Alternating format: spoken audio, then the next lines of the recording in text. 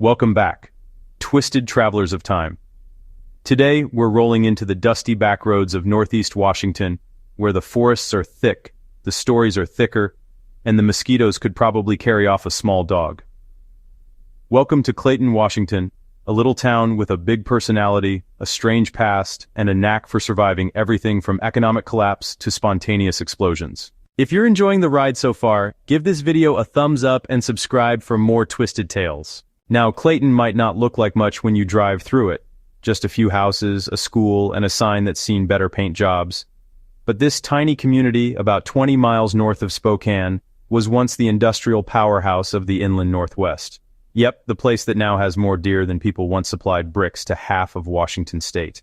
It all started back in the late 1800s, when the railroad came rumbling through Stevens County. Where there's a railroad, there's opportunity. And also a few guys who don't like paying for tickets.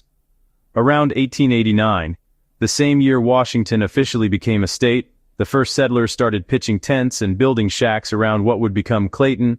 They called it Clayton for one simple reason, and it wasn't because of some fancy family name, it was because of the clay. Turns out this valley had clay so rich, so pure, and so plentiful that it practically begged to be turned into bricks. By 1893, the Washington Brick and Lime Company moved in like a gold rush with shovels.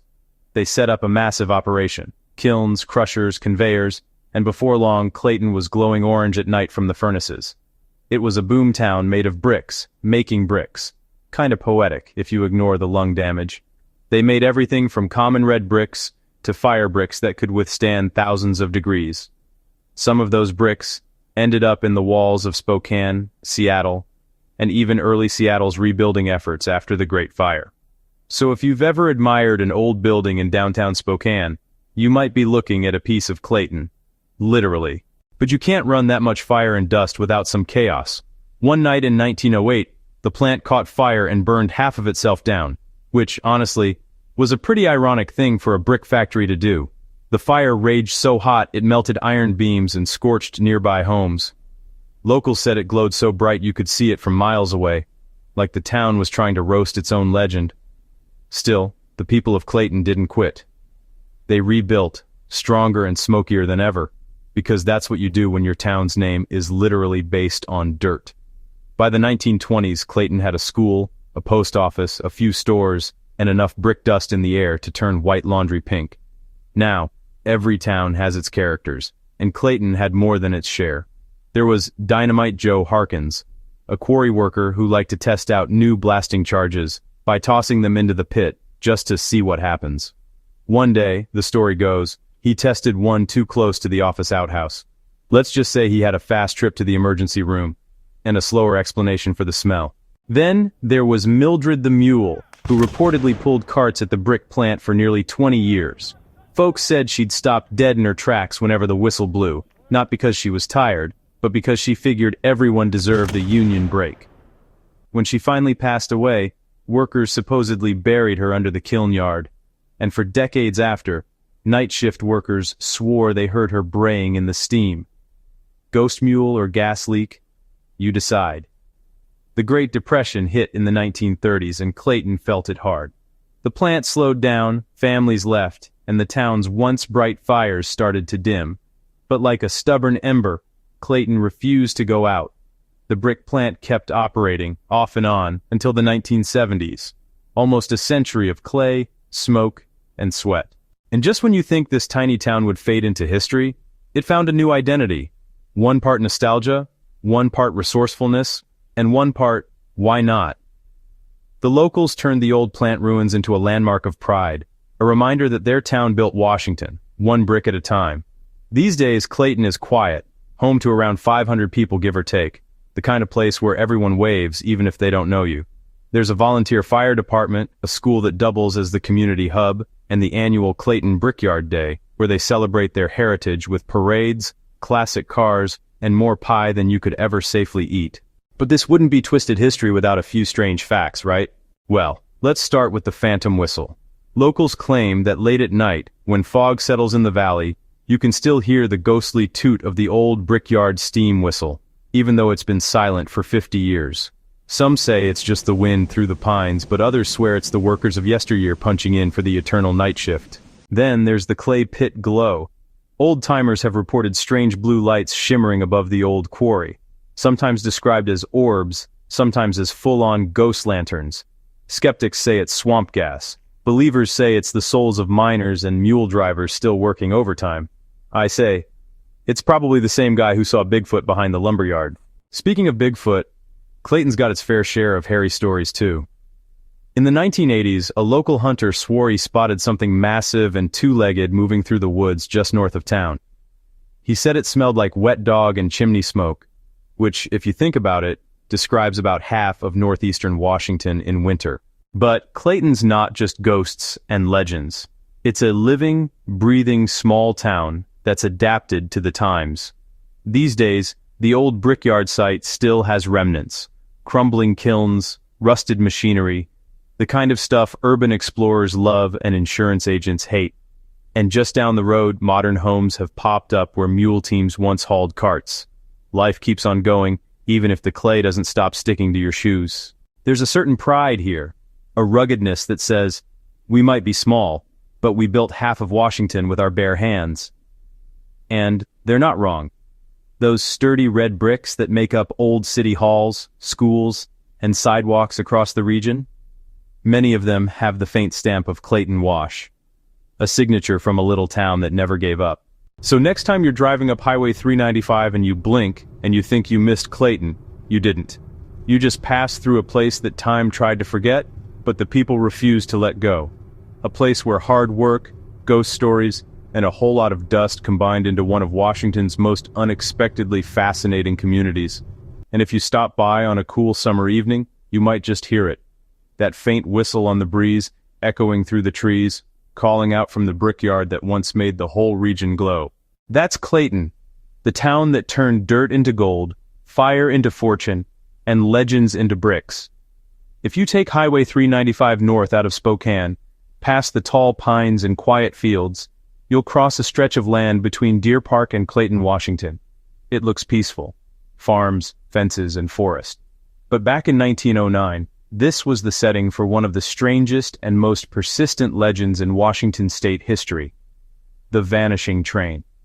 Now, before you roll your eyes, remember, the early 1900s were a wild time. Railroads were still king. Telegraph lines hummed across the country. And here in Stevens County, the Great Northern Railway was the lifeline connecting the booming towns of Spokane, Clayton, and beyond. According to local lore, and a few dusty newspaper clippings that mysteriously vanished from the archives, a fully loaded freight train left Deer Park one foggy evening in the fall of 1909, headed south toward Clayton. The engineer was a man named Thomas Keenan, known for running his trains on time, and his fireman, Alfred Red McCready, who could shovel coal like a machine. The train was pulling 16 cars, mostly lumber, bricks, and limestone from the Clayton kilns. A normal night. Nothing unusual, except it never arrived. Sometime between 8:45 and 9:10 p.m., just a few miles down the line, the headlight vanished. Telegraph operators at both ends, Deer Park and Clayton, reported static and interference, like the wires were jammed. By morning, a search party was sent out. They found tracks leading south for about 2 miles. Then nothing. No wreck, no debris, no train. The rails just stopped showing signs of passage, as if the locomotive had rolled off into thin air. At first, the railroad officials assumed a washout or a derailment, but there were no broken rails, no bent ties, no scrape marks. The signalman at Clayton swore he saw the headlight glow in the distance that night, then blink out like a candle. The Spokane Daily Chronicle ran a short article the next day titled, "Train Delayed, Cargo Missing, Likely Weather Error."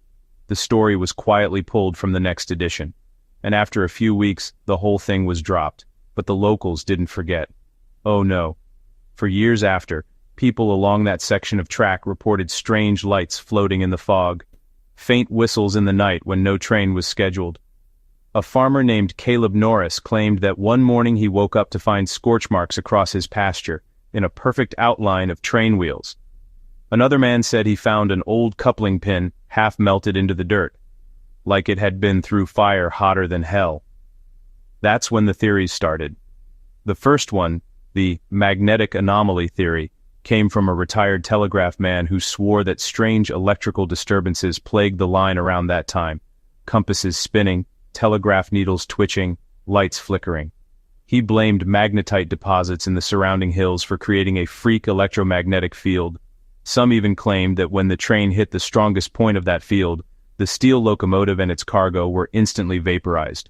Or maybe, shifted. Others went full-on supernatural. They said the train crossed into a time slip, maybe because of an electrical storm that night. Some claimed it reappeared decades later. People in 1953 said they saw an old steam train barreling down the disused spur line near Clayton, vanishing before their eyes. The whistle sounded wrong, high-pitched, distant, like it was echoing through time itself. And here's where it gets really twisted. In the 1970s, a group of amateur historians tried to verify the event.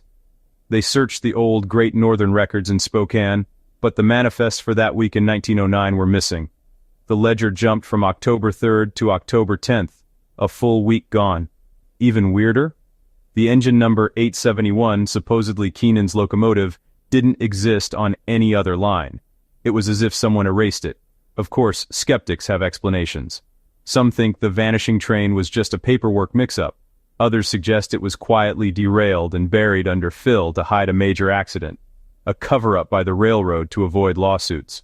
A few claim it was hijacked by robbers and dismantled for scrap in the wilderness. But even those theories don't explain the missing engine logs and telegraph static that coincided with the event. Then there's the strangest story of all, told by an old logger named Roy Stumpy Henders, who swore he saw something one night in 1936 while walking home near the tracks north of Clayton. He said he heard a rumble, smelled coal smoke, and looked up to see a bright light cutting through the fog. The ground shook. He jumped off the track, and the air grew freezing cold. But instead of a locomotive, he said a shadow passed, like the shape of a train made out of fog and lightning. He said he could see straight through it, every car glowing blue, sparks falling to the ground. Then, it was gone, and the smell of ozone lingered for minutes. Some laughed him off. Others said they'd heard it too, always on foggy nights in October. Today, the old Great Northern line through Clayton is mostly abandoned. Nature has crept back in, pine roots pushing up through the old ballast, iron rails rusting into memory.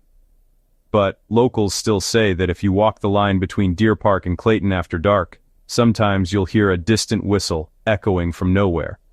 Some claim to see a faint headlight in the trees, flickering once, then gone.